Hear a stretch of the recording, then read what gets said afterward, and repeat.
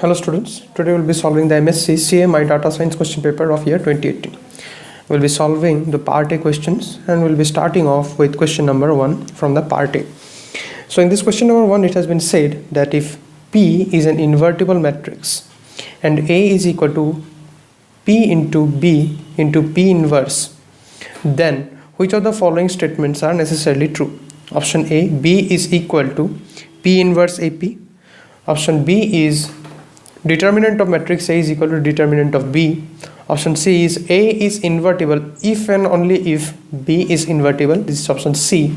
And option D is B transpose is equal to A transpose. Now, let's start off with a problem. So we have been given that A is equal to P into B into P inverse.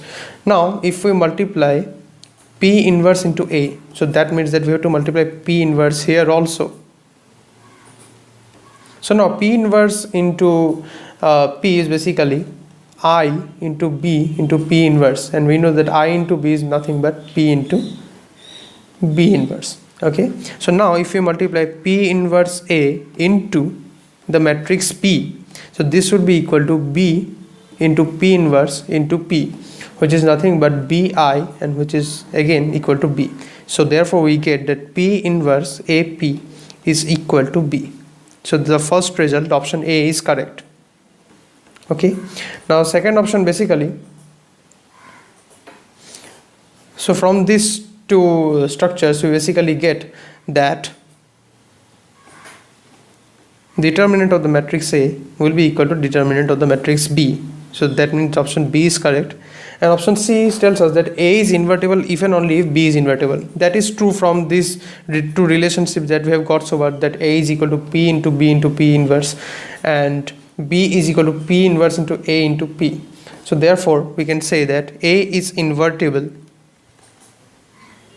A is invertible if and only if B is invertible. So option C is also correct. Now coming back to the option D, and option D it has been said that B transpose is equal to A transpose. That is not necessarily true because we cannot be sure that B is equal to A. So therefore B transpose equal to A transpose is not always true. Okay, so option D is incorrect. So the correct options in this case are option A, option B and option C. These are the correct options. Let's move on to the next question, which is question number 2.